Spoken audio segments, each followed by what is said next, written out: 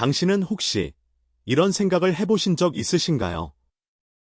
나는 열심히 기도하고 예배도 빠지지 않고 나름대로 성실하게 신앙생활을 하고 있는데 왜 재정적으로는 나아지지 않는 걸까? 주변을 보면 교회에 다니지 않는 사람들이 오히려 더 잘 사는 것 같고 믿음과 물질적 풍요가 왜 함께 오지 않는지 의문이 드셨을 수 있습니다. 어쩌면 하나님이 나를 잊으신 건 아닌가 하는 생각까지 들었을 수도 있습니다. 그 마음 충분히 이해합니다. 당신만 그런 것이 아닙니다. 많은 믿음의 사람들이 같은 고민을 안고 살아가고 있습니다. 오늘 이 영상은 바로 그 질문에 대해 함께 깊이 생각해 보려고 준비했습니다. 돈과 영적 축복이 왜 동시에 찾아오지 않는 것처럼 느껴지는지 그 안에 담긴 하나님의 깊은 뜻을 5가지로 나눠보겠습니다. 이 영상을 끝까지 보시면 지금까지 가지고 계셨던 축복에 대한 관점이 완전히 달라질 수 있습니다. 그리고 마지막에는 오늘부터 바로 실천할 수 있는 영적 과제도 함께 나누겠습니다. 먼저 이야기를 시작하기 전에 한 가지 짚고 넘어가야 할 것이 있습니다. 성경은 돈 자체를 나쁜 것으로 말씀하지 않습니다. 아브라함도 부유했고 욥도 큰 재산을 가진 사람이었습니다. 다윗은 왕이었고 솔로몬은 역사상 가장 부유한 왕이었죠. 하나님께서는 물질적 축복도 주시는 분이십니다. 그런데 중요한 것은 이분들이 물질적으로 풍요로웠던 시기와 영적으로 가장 깊었던 시기가 항상 일치하지는 않았다는 점입니다. 오히려 영적으로 가장 깊은 만남을 경험한 순간은 물질적으로 가장 부족했던 때인 경우가 많았습니다. 아브라함은 고향을 떠나 아무것도 없는 땅으로 갔을 때 하나님의 약속을 가장 선명하게 들었습니다. 다윗은 사울에게 쫓기며 광야를 떠돌 때 하나님을 가장 깊이 만났습니다. 이것이 바로 오늘 우리가 함께 나눌 이야기의 핵심입니다. 돈과 영적 축복의 관계를 우리가 잘못 이해하고 있을 때 불필요한 좌절과 실망이 찾아옵니다. 그래서 오늘 이 5가지를 반드시 기억하시기 바랍니다. 자, 그러면 지금부터 하나씩 살펴보겠습니다. 하나님께서 보시는 축복의 정의가 우리가 생각하는 축복과 근본적으로 다르기 때문입니다. 우리는 축복이라고 하면 자연스럽게 떠올리는 것들이 있습니다. 넉넉한 통장 잔고, 넓은 집, 좋은 차, 안정적인 수입. 이런 것들이 있으면 축복받았다고 느끼고 없으면 뭔가 부족하다고 느끼곤 하죠. 심지어 교회 안에서도 이런 기준이 은연중에 작동하고 있습니다. 사업이 잘 되는 집사님을 보면 믿음이 좋으신 분이라고 생각하고 재정적으로 어려운 성도를 보면 왠지 기도가 부족한 건 아닌가 하는 시선이 있기도 하죠. 하지만 하나님께서 성경에서 말씀하시는 축복은 훨씬 더 넓고 훨씬 더 깊습니다. 에베소서 1장 3절 말씀입니다. 찬송하리로다. 하나님 곧 우리 주 예수 그리스도의 아버지께서 그리스도 안에서 하늘에 속한 모든 영적 축복으로 우리에게 복 주시되. 이 말씀을 잘 보시면 하나님께서 주시는 축복은 하늘에 속한 영적 축복입니다. 물질적 축복이 아니라 영적 축복이 먼저라는 것이죠. 평안, 기쁨, 소망, 사랑, 자유, 구원의 확신. 이런 것들은 돈으로 살 수 없고 통장 잔고로 측정할 수도 없습니다. 그런데 우리는 종종 이 보이지 않는 축복을 무시하고 보이는 축복만 추구하게 됩니다. 하나님께서 가장 먼저 채워주시길 원하시는 것은 당신의 통장이 아니라 당신의 영혼입니다. 영혼이 건강해야 돈도 바르게 다룰 수 있고 물질이 와도 흔들리지 않는 사람이 되는 것이죠. 그래서 때로는 물질이 넘칠 때보다 부족할 때 영적으로 더 풍성해지는 역설이 일어납니다. 시편 23편을 기억하시나요? 여호와는 나의 목자시니 내게 부족함이 없으리로다. 다윗이 이 고백을 한 것은 왕궁에서가 아니었습니다. 광야에서 도망자의 삶을 살면서 물질적으로는 아무것도 없던 그 시기에 이 놀라운 고백이 나온 것입니다. 부족함이 없다는 것은 통장이 가득 찼다는 뜻이 아니었습니다. 하나님이 함께 하시니 그것만으로 충분하다는 영적 확신이었습니다. 이것이 바로 하나님이 보시는 축복의 정의입니다. 지금 당신의 통장이 넉넉하지 않더라도 하나님이 함께 하시고 있다면 당신은 이미 축복의 한가운데에 서 있는 것입니다. 여기서 끝이 아닙니다. 더 중요한 이야기가 남아 있습니다. 물질적 풍요가 오히려 영적 성장을 방해할 수 있기 때문입니다. 이것은 어쩌면 가장 불편한 진실일 수 있습니다. 하지만 성경이 분명하게 경고하고 있는 내용이기도 합니다. 모든 것이 넉넉할 때 우리는 자연스럽게 하나님을 덜 찾게 됩니다. 배가 부르면 기도가 짧아지고 통장이 두둑하면 감사가 무뎌지곤 하죠. 급한 일이 없으니 하나님을 찾을 이유도 줄어들고 모든 것이 내 힘으로 되는 것 같은 착각에 빠지게 됩니다. 신명기 8장 12절에서 14절 말씀입니다. 내가 먹어서 배부르고 아름다운 집을 짓고 거주하게 되며 내가 가진 모든 것이 풍부하게 될 때에 내 마음이 교만하여 내 하나님 여호와를 잊어버리지 않도록 주의하라. 이 말씀은 수천 년 전에 기록되었지만 지금 우리의 모습을 정확히 짚고 있습니다. 풍요 속에서 하나님을 잊는 것, 이것이 인간의 가장 자연스러운 약점입니다. 잠언 30장 8절에서 9절도 같은 맥락입니다. 나를 가난하게도 마시고 부하게도 마시옵시며 오직 필요한 양식으로 나를 먹이시옵소서. 혹 내가 배불러 하나님을 모른다 하며 여호와가 누구냐 할까 하오며. 배부르면 하나님을 모른다고 할까 두렵다는 이 고백, 정말 솔직하지 않습니까? 하나님께서 이런 인간의 약점을 모르실까요? 아닙니다. 너무나 잘 알고 계십니다. 그래서 때로는 물질의 풍요를 늦추시면서 먼저 영적 뿌리를 깊게 내리도록 하시는 것입니다. 나무를 한번 생각해 보세요. 뿌리가 깊지 않은 나무의 열매가 갑자기 많이 열리면 그 무게를 견디지 못하고 가지가 부러집니다. 반대로 뿌리가 깊은 나무는 아무리 많은 열매가 열려도 끄떡없이 서 있습니다. 폭풍이 와도, 가뭄이 와도 뿌리 깊은 나무는 쓰러지지 않습니다. 하나님께서는 당신의 뿌리가 충분히 깊어질 때까지 열매의 무게를 조절하고 계신 것일 수 있습니다. 지금 당신에게 물질이 넉넉하지 않다면 그것은 저주가 아닙니다. 오히려 하나님께서 당신의 뿌리를 더 깊게 내리시는 중일 수 있습니다. 뿌리가 깊어지는 시간을 감사하시기 바랍니다. 이 부분을 조금 더 깊이 들어가 보겠습니다. 돈이 우리의 진짜 주인이 누구인지를 시험하기 때문입니다. 마태복음 6장 24절 말씀입니다. 한 사람이 두 주인을 섬기지 못할 것이니 너희가 하나님과 재물을 겸하여 섬기지 못하느니라. 이 말씀은 매우 분명합니다. 하나님과 돈, 둘 다 주인 자리에 앉힐 수는 없다는 것이죠. 그런데 문제는 돈이 적을 때는 이 말씀에 쉽게 아멘 할 수 있다는 것입니다. 당연히 하나님이 첫째지 라고 자신 있게 말하죠.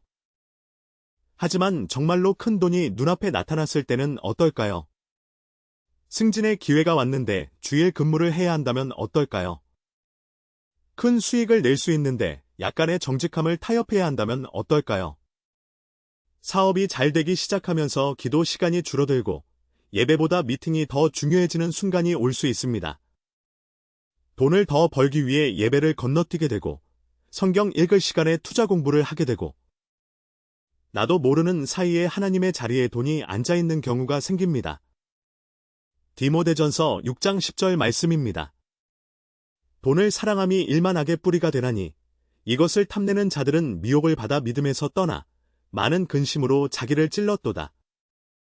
돈 자체가 악이 아니라 돈을 사랑하는 마음이 문제라는 것입니다.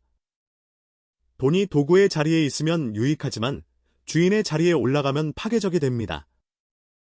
하나님께서는 이 시험을 잘 아시기에 때로는 돈과 영적 축복의 타이밍을 다르게 하십니다. 먼저 당신의 마음이 하나님 위에 단단히 세워지도록 하신 후에 물질을 다룰 수 있는 그릇을 만들어 가시는 것이죠. 작은 컵에 큰 물을 부으면 넘쳐서 다 쏟아져 버립니다. 하나님께서는 당신의 그릇을 먼저 키우시고 준비가 되었을 때 채워주시는 분이십니다. 지금 물질이 채워지지 않고 있다면 하나님께서 당신의 그릇을 더 크게 빚으시고 계신 것일 수 있습니다. 영상 마지막에 실천할 수 있는 영적 과제를 함께 나누겠습니다. 그 전에 꼭 알아야 할 이야기를 더 나누겠습니다. 영적 축복과 물질적 축복은 시간표가 다르기 때문입니다. 우리는 결과를 빨리 보고 싶어 합니다. 기도했으니 이번 달에 답이 왔으면 좋겠고, 헌금했으니 다음 달에 보상이 왔으면 좋겠죠. 마치 자판기에 동전을 넣으면 음료가 나오듯, 믿음을 넣으면 축복이 바로 나오기를 기대합니다. 하지만 하나님은 자판기가 아니시고, 믿음은 동전이 아닙니다. 하나님의 시간표는 우리의 시간표와 다릅니다. 전도서 3장 11절 말씀입니다. 하나님이 모든 것을 지으시되 때를 따라 아름답게 하셨고, 때를 따라 아름답게 하셨다는 말씀에 주목해 주세요. 하나님께는 때가 있습니다. 영적 축복이 먼저 올 수도 있고, 물질적 축복이 한참 뒤에 올 수도 있습니다. 혹은 우리가 기대했던 방식과 전혀 다른 형태로 올 수도 있죠. 요셉의 삶을 한번 생각해 보세요. 그는 17살의 형들에게 팔려서 종이 되었습니다. 보디발의 집에서 성실하게 일했지만 억울한 누명을 쓰고 감옥에까지 갇혔습니다. 감옥에서도 성실했지만 자기를 도와줄 거라고 믿었던 사람에게 잊혀졌습니다. 물질적으로는 완전히 바닥이었죠. 하지만 그 시기에 요셉은 하나님을 가장 가까이에서 경험했습니다. 감옥에서 하나님의 은혜를 가장 깊이 맛보았지만 손에 쥔 것은 아무것도 없었습니다. 그런데 하나님의 때가 되었을 때 그는 하루아침에 이집트의 총리가 되었습니다. 종에서 총리까지 그 과정은 무려 13년이 걸렸습니다. 13년 동안 하나님은 침묵하신 것이 아닙니다. 13년 동안 요셉의 그릇을 빚으시고 때를 준비하고 계셨던 것입니다. 영적 축복과 물질적 축복이 동시에 오지 않았을 뿐 하나님은 둘 다 준비해 두셨던 것입니다. 지금 당신에게 영적 성장은 일어나고 있는데 재정은 여전히 막혀 있다면? 포기하지 마세요. 아직 하나님의 때가 오지 않은 것일 수 있습니다. 씨앗을 심고 바로 다음 날 열매를 기대하는 농부는 없습니다. 씨앗이 땅속에서 뿌리를 내리고 줄기를 올리고 꽃을 피우고 열매를 맺기까지는 시간이 필요합니다. 당신이 심고 있는 믿음의 씨앗도 마찬가지입니다. 보이지 않는 땅 속에서 지금 이 순간에도 자라고 있습니다. 더 깊은 통찰이 남아 있습니다. 이제 핵심을 말씀드리겠습니다. 하나님께서 물질이 아닌 것으로 채워주시려는 더 큰 계획이 있기 때문입니다. 솔직하게 한번 생각해 보시기 바랍니다. 만약 지금 당장 원하는 만큼의 돈이 생긴다면 당신의 삶은 정말 완전해질까요? 통장에 원하는 숫자가 찍힌다면 모든 불안과 걱정과 외로움이 사라질까요? 많은 분들이 그럴 것이라고 생각하시지만 현실은 조금 다릅니다. 세상에서 가장 부유한 사람들 중에도 극심한 우울과 공허함에 시달리는 경우가 많습니다. 원하는 모든 것을 가졌는데도 왜 행복하지 않은지 모르겠다고 고백하는 사람들이 있습니다. 돈은 배고픔을 해결해주지만 영혼의 갈증까지 채워주지는 못합니다. 돈은 좋은 병원에 데려다 주지만 마음의 상처까지 치료해주지는 못합니다. 돈은 넓은 집을 사줄 수 있지만 그 안을 사랑으로 채워주지는 못합니다. 돈은 좋은 침대를 사줄 수 있지만 편안한 잠을 보장해주지는 못합니다. 하나님께서는 당신에게 돈보다 더 귀한 것을 주시려 하실 수 있습니다. 깨어지지 않는 평안, 환경에 흔들리지 않는 기쁨, 사람에게 의존하지 않는 자유. 어떤 상황에서도 소망을 잃지 않는 힘, 미래에 대한 두려움에서 벗어나는 담대함. 실패 앞에서도 다시 일어설 수 있는 회복력, 외로움 속에서도 혼자가 아님을 아는 위로. 이것들은 아무리 큰 돈으로도 살 수 없는 것들입니다. 빌립보서 4장 7절 말씀입니다. 모든 지각에 뛰어난 하나님의 평강이 그리스도 예수 안에서 너희 마음과 생각을 지키시리라. 하나님의 평강은 모든 지각에 뛰어나다고 말씀합니다. 이것은 논리로 설명할 수 없고 돈으로 계산할 수 없는 축복이라는 뜻입니다. 상황은 아무것도 바뀌지 않았는데 마음이 평안한 것, 이것이 진짜 축복입니다. 통장 잔고가 바닥인데도 감사가 넘치는 것. 이것이 하나님만 주실 수 있는 선물입니다. 미래가 불확실한데도 소망이 있는 것. 이것이 세상이 줄 수 없는 보물입니다. 지금부터 말씀드릴 내용에 집중해 주세요. 여기서 중요한 것을 하나 분명히 하고 넘어가겠습니다. 오늘 이 말씀은 돈을 추구하지 말라는 뜻이 절대 아닙니다. 성경은 게으른 것을 오히려 경계하고 있습니다.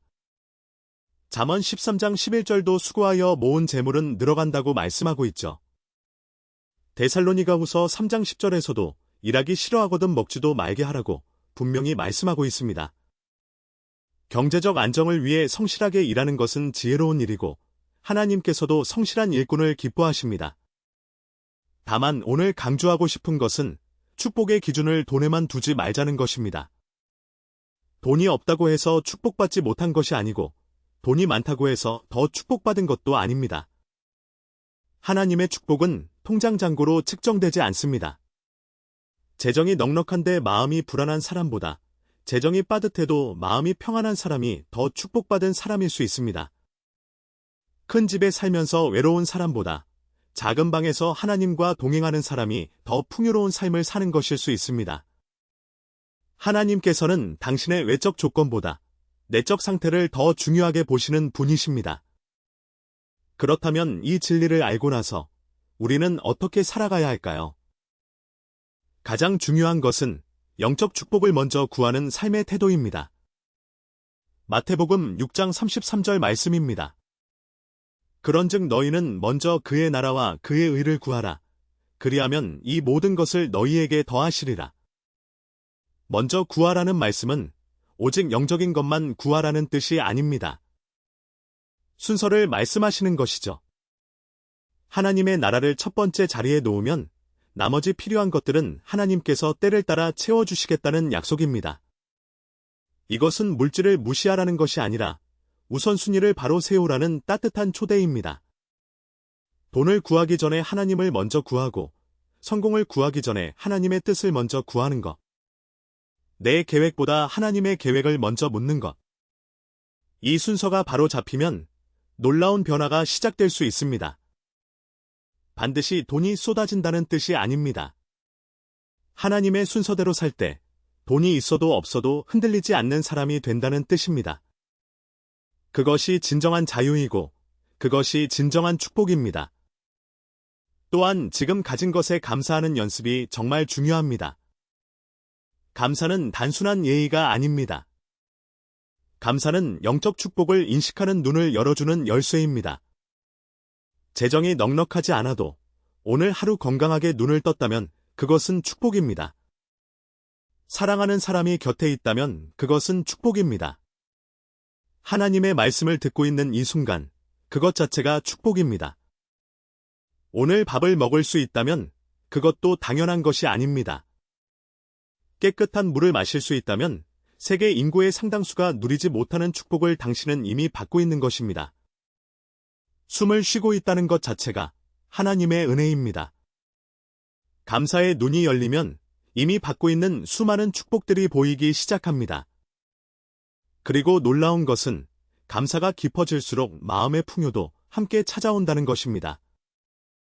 불평이 가득한 부자보다 감사가 가득한 사람이 훨씬 더 풍요로운 삶을 살고 있는 것이죠. 감사는 없는 것을 있게 만드는 마법이 아닙니다.